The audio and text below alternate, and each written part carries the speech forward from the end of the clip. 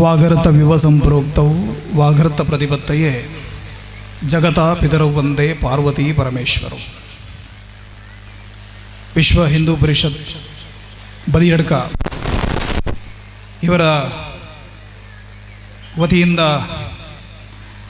ಆಯೋಜನೆಗೊಂಡಿರುವಂಥ ಇವತ್ತಿನ ಈ ಗೋಪೂಜೆಯ ಅರ್ಥಪೂರ್ಣ ಕಾರ್ಯಕ್ರಮದ ವೇದಿಕೆಯ ಮೇಲೆ ಉಪಸ್ಥಿತರಿರುವಂಥ ಎಲ್ಲ ನನ್ನ ಆತ್ಮೀಯ ಬಂಧುಗಳೇ, ಸೇರಿರುವಂಥ ಎಲ್ಲ ಧರ್ಮಾಭಿಮಾನಿ ಸಮಾಜ ಬಾಂಧವರೇ,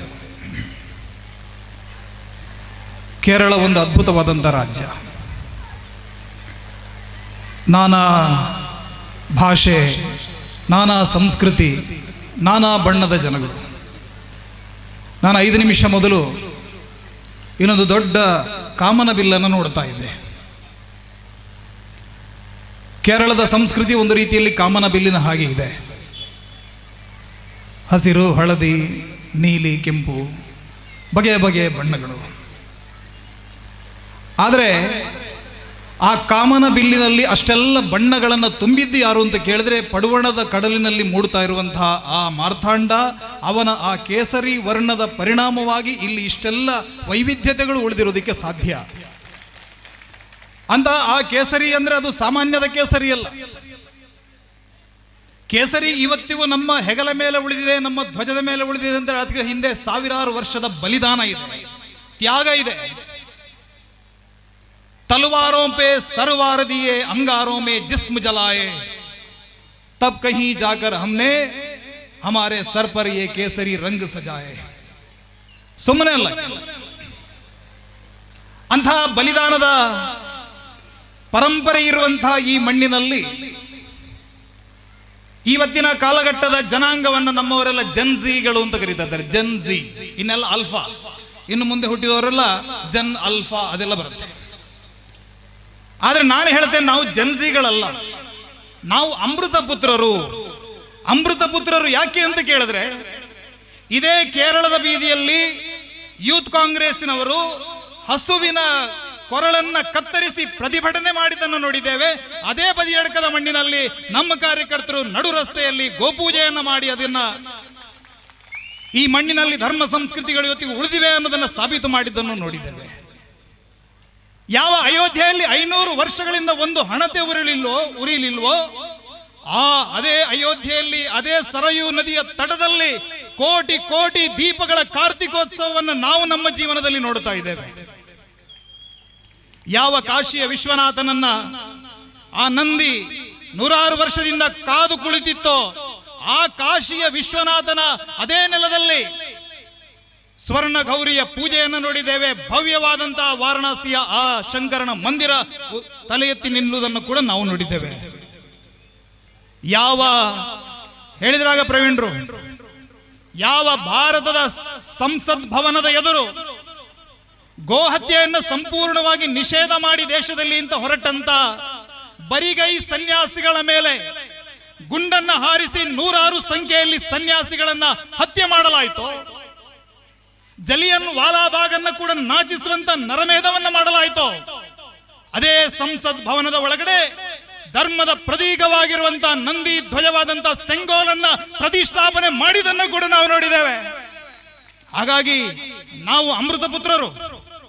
ಸಾವಿಲ್ಲದ ನಾಡಿನ ಸುತರರೆದ್ದರು ಯಜ್ಞದ ಸಿದ್ಧತೆಗೆ, ಹಿಂದುತ್ವದ ಅಮರಗಂಗೆ ಹರಿದಿದೆ ಸೃಷ್ಟಿಯ ಏಳಿಗೆಗೆ.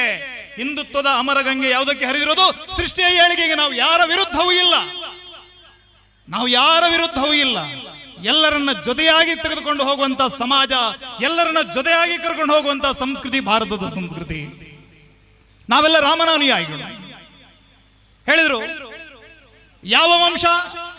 ಯಾವ ವಂಶದಲ್ಲಿ ಮನು ಹುಟ್ಟಿದ್ನೋ ಆ ವಂಶದಿಂದ ನಾವೆಲ್ಲ ಮನುಷ್ಯರು ಅಂತ ಅಂದ್ಕೊಂಡಿದ್ವಿ. ಯಾವ ವಂಶದಲ್ಲಿ ಪೃಥು ಹುಟ್ಟಿದ್ನೋ ಅವನಿಂದ ಈ ಮಣ್ಣಿಗೆ ಪೃಥ್ವಿ ಎನ್ನುವಂತ ಹೆಸರು ಬಂತು. ಯಾವ ವಂಶದಲ್ಲಿ ರಘು ಹುಟ್ಟಿದ್ನೋ ರಘುವಂಶ ಅಂತ ಹೇಳಿ ಆ ವಂಶದ ಹೆಸರಾಯಿತು. ಯಾವ ಮಣ್ಣಿನಲ್ಲಿ, ಯಾವ ವಂಶದಲ್ಲಿ ಶ್ರೀರಾಮ ಹುಟ್ಟಿದ, ಶರಣು ಸಕಲೋದ್ಧಾರ ಅಸುರ ಕುಲ ಸಂಹಾರ, ಇಡೀ ಜಗತ್ತಿನ ಎಲ್ಲ ಅಸುರರನ್ನ ನಾಶ ಮಾಡಿದಂತ ಮಹಾಪರಾಕ್ರಮಿ. ಎಂಥ ಪರಾಕ್ರಮಿ! ಕೃತು ಹರಿಶಿಖರಿ ಕಂತುಕ ವಿರುತ್ಯುನ್ಮುಖ ಜಗದರಂತದ ಜಿದಹರಿ ದಂತಿದಂತ ದಂದುರ ದಶ ವದನ ಧಮನ ದಶಶುತ ಭುಜಮುಖ ನೃಪತಿ ಕುಲ ರುಧಿರಸರ ಭರಿತ ಪೃಥುತರ ತಟಾಕ ತರ್ಪಿತ ಪಿತೃಕ ಭೃಗುಪತಿ ಸುಗತಿ ವಿಹತಿ ಕರಣದ ಪರುಡಿಶು ಬರೀಗ ಅಂತ ಹೇಳಿದಂತ ಆ ಮಹಾಪರಾಕ್ರಮಿ ಶ್ರೀರಾಮ. ಆ ಶ್ರೀರಾಮನ ಆದರ್ಶ ಮರ್ಯಾದಾ ಪುರುಷೋತ್ತಮ. ರಾಮೋ ವಿಗ್ರಹವಾನ್ ಧರ್ಮ. ರಾಮ ಯಾರು? ಅವನು ಧರ್ಮದ ಪ್ರತೀಕ ಅಂತ ಹೇಳಿದ್ವಿ. ಆದ್ರೆ ಆ ರಾಮನ ಧರ್ಮದ ಉದ್ಧಾರ ಆಗಿರೋದು, ಆ ರಾಮನ ವಂಶದ ಉದ್ಧಾರ ಆಗಿರೋದು ಇದೇ ಗೋವಿನಿಂದ. ಯಾವಾಗ ರಾಜ ದಿಲೀಪ ತನ್ನ ವಂಶವೇ ನಿರ್ವಂಶ ಆಗಿ ಹೋಗುತ್ತೆ ಅನ್ನುವಂಥ ಕಾಲದಲ್ಲಿ ಗೋವಿನ ಸೇವೆಯನ್ನ ಮಾಡಿ ತನ್ನ ಧರ್ಮವನ್ನ ತನ್ನ ವಂಶವನ್ನು ಉಳಿಸ್ಕೊಳ್ತಾನೆ. ನಾನು ಮೊನ್ನೆ ಇತ್ತೀಚೆಗೆ ಚಿತ್ರದುರ್ಗಕ್ಕೆ ಹೋಗಿದ್ದೆ. ಚಿತ್ರದುರ್ಗದಲ್ಲಿ ಪಾಳೆಯಗಾರರ ಒಂದು ದೊಡ್ಡ ಪರಂಪರೆ ಇದೆ. ಕೆರೆ ದಂಡನ್ನ ಹೊಡೆದೋಡಿಸಿದ ಗಾದ್ರಿಮಲೆ ಹೆಬ್ಬುಲಿ ಬಿಚ್ಚುಗತ್ತಿ ಭರಮಣ್ಣ ನಾಯಕ, ಮದಿಸಿದ ಆನೆಯ ಮದವನ್ನ ಅಡಗಿಸಿದಂತ ಮದಕರಿ ನಾಯಕ, ಬಿಚ್ಚುಗತ್ತಿ ಭರಮಣ್ಣ ನಾಯಕ, ಗಂಡುಗೊಡಲಿಯ ಸರ್ಜಾ, ಕಾಮಗೇತಿ ಕುಲತಿಲಕ, ಕಸ್ತೂರಿ ರಂಗನಾಯಕ, ಈ ರೀತಿಯ ಅನೇಕ ಮಹಾತ್ಮರು ಹುಟ್ಟಿದಂತ ಮಣ್ಣು ಚಿತ್ರದುರ್ಗ. ಆ ಚಿತ್ರದುರ್ಗದಲ್ಲಿ ಹಿರಿಯ ಮದಕರಿ ನಾಯಕ, ಹಿರಿಯ ಮದಕರಿ ನಾಯಕರು ತೀರ್ಕೊಳ್ತಾರೆ. ಪಟ್ಟಕ್ಕೆ ಮುಂದೆ ಯಾರು ಬರಬೇಕು ಅನ್ನೋದಕ್ಕೆ ಉತ್ತರ ಇರಲಿಲ್ಲ. ಜಾನು ಕಲ್ಲಿನಿಂದ 14 ವರ್ಷದ ಸಣ್ಣ ಹುಡುಗ ಮದಕರಿ ನಾಯಕನನ್ನು ತಂದು ಕೂರಿಸ್ತಾಳೆ. ಗಂಡೋಬಳವ್ವನಾಗತಿ ಹೆಣ್ಣುಮಗಳು, ಹಣ್ಣು ಮುದುಕಿ, ವರ್ಷ ಇರುವುದಾಗ ಒಂದು 80-90 ವರ್ಷದ ಹಣ್ಣು ಮುದುಕಿ. ಯಾವಾಗ 14 ವರ್ಷದ ಬಾಲಕ ಪಟ್ಟದಲ್ಲಿದ್ದಾನೆ, ರಾಜ್ಯವನ್ನ ಒಬ್ಬಳು ಹೆಣ್ಣು ಮಗಳು ನಡೆಸ್ತಾ ಇದ್ದಾಳೆ ಅಂತ ಗೊತ್ತಾಯಿತು. ಆ ಸಮಯದಲ್ಲಿ ಆ ಚಿತ್ರದುರ್ಗದ ಎಲ್ಲ ಶತ್ರುಗಳು ಒಟ್ಟಾಗ್ತಾರೆ. ಎಲ್ಲ ಶತ್ರುಗಳು ಒಟ್ಟಾಗಿ ಚಿತ್ರದುರ್ಗದ ಮೇಲೆ ದಾಳಿ ಮಾಡೋದಕ್ಕೆ ಸಂಚನ್ನ ಮಾಡ್ತಾರೆ. ಅವರು ಮಾಡಿದಂತ ಕೆಲಸ ಏನು?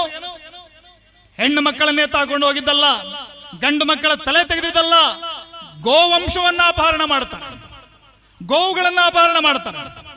ಗೋವುಗಳನ್ನ ಅಪಹರಣ ಮಾಡಿದಾಗ ಗಂಡೋಬಳವನಾಗತ್ತೆ ಹೇಳ್ತಾಳೆ, ಇದಕ್ಕೆ ಪ್ರತೀಕಾರವನ್ನು ನಾವು ತಗೊಳ್ಳುತ್ತೀವಿ. ಯಾರು?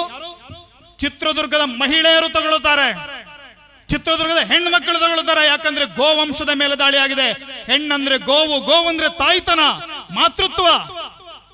ಗಂಡೋಬಳವನಾಗತಿ ಮಂತ್ರಿಗಳ ಸಭೆ ಕರೆದು ಹೇಳ್ತಾಳೆ, ಯುದ್ಧಕ್ಕೆ ಹೊರಡುವ ಮೊದಲು ನಮ್ಮ ಎಲ್ಲ ದೇವಸ್ಥಾನಗಳಲ್ಲಿ ಪೂಜೆ ಆಗತ್ತೆ. ಆದ್ರೆ ಈ ಬಾರಿ ಶತ್ರುಗಳಿಗೆ ಇದರ ಸುದ್ದಿ ಸಿಗಬಾರದು. ಯಾವುದೇ ದೇವಸ್ಥಾನದಲ್ಲಿ ಯಾವುದೇ ಪೂಜೆಯನ್ನು ಮಾಡಬೇಡಿ. ಅಷ್ಟು ಹೇಳಿದಂತ ಗಂಡೋಬಳವನಾಗತಿ ತನ್ನ ಮನೆಯ ಹಟ್ಟಿಗೆ ಹೋಗ್ತಾಳೆ.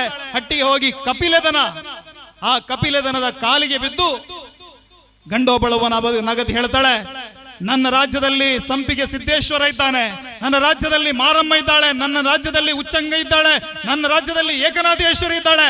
ಆದ್ರೆ 33 ಕೋಟಿ ದೇವತೆಗಳು ಇರೋದು ನಿನ್ನ ಒಳಗಡೆ. ಹಾಗಾಗಿ ಈ ಯುದ್ಧವನ್ನು ನಾವು ಗೆದ್ದು ಬಂದ್ರೆ ನಿನ್ನ ಜೋಡು ಕೊಂಬುಗಳಿಗೆ ಬಂಗಾರದ ಕಳಸವನ್ನ ಕಟ್ಟಿಸ್ತೀನಿ ಅಂತ ಹರಕೆ ಹೊರತಾಳೆ. ಆ ದನಕ್ಕೆ 3 ಪ್ರದಕ್ಷಿಣೆ ಬರ್ತಾಳೆ. ಇದು ಭಾರತದ ಸಂಸ್ಕೃತಿ. ಇದು ಆ ಗಂಡೋಬಳವನಗತಿ 2 ಕೈಗಳಲ್ಲಿ ಕತ್ತಿಯನ್ನು ಹಿಡಿದು ಆತನ್ನ ಬಿಳಿಯಾದಂತಹ ಕೇಶವನ್ನ ಗಾರಿಗೆ ಹಾರೋದಕ್ಕೆ ಬಿಟ್ಟು ಯುದ್ಧರಂಗಕ್ಕೆ ಹೊರಡ್ತಾಳೆ. ಅವಳ ಹಿಂದೆ ದೇಶಭಾಗ ಸೇನೆ, ಸಾವಿರಾರು ಮಹಿಳೆಯರು, ಹರಪನಹಳ್ಳಿ, ಪರಪನಹಳ್ಳಿ ಅನೇಕ ದುರ್ಗದ ರಾಜರುಗಳಿದ್ದಾರೆ. ಆ ರಾಜರ ವಿರುದ್ಧ ದಾಳಿಯನ್ನ ಮಾಡ್ತಾಳೆ. ದಾಳಿಯನ್ನ ಮಾಡಿ ಅವರೆಲ್ಲರನ್ನು ಕೂಡ ಕೊಲ್ಲುವಂತ ಕೆಲಸವನ್ನ ಮಾಡಿದ್ಲು. ಈ ರೀತಿಯ ಪರಾಕ್ರಮವನ್ನ ತೋರಿಸಿದಂತ ಚಿತ್ರದುರ್ಗದ ಮಣ್ಣು, ಅನೇಕ ವೀರರ ಪರಂಪರೆಗಳು ನಮ್ಮ ಸಮಾಜದಲ್ಲಿದೆ.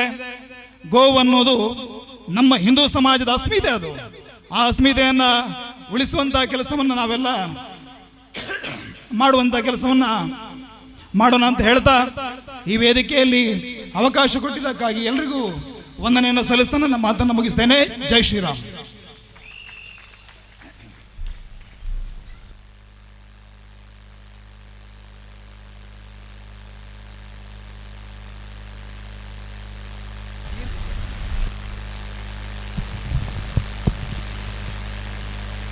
ಇಂದಿನ ಕಾರ್ಯಕ್ರಮದ ಪ್ರಮುಖ ದಿಕ್ಸೂಚಿ ಭಾಷಣಕಾರರಾದ ಶ್ರೀ ಶ್ರೀಕಾಂತ್ ಶೆಟ್ಟಿ ಕಾರ್ಕಳ ಹಾಗೂ ಶ್ರೀ ಪ್ರವೀಣ್ ಕೋಡತ್ ಇವರಿಗೆ ಸ್ಮರಣಿಕೆ ನೀಡಿ ಗೌರವಿಸುವ ಕಾರ್ಯಕ್ರಮ ಇದೀಗ ನಡೆಯಲಿದೆ. ಶ್ರೀ ಶ್ರೀಕಾಂತ್ ಶೆಟ್ಟಿ ಕಾರ್ಕಳ ಇವರಿಗೆ ಸ್ಮರಣಿಕೆಯನ್ನು ಉತ್ಸವ ಸಮಿತಿಯ ಉಪಾಧ್ಯಕ್ಷರಾದ ಶ್ರೀಯುತ ತನಿಯಪ್ಪಣ್ಣ ವೇದಿಕೆಗೆ ನೀಡಬೇಕು.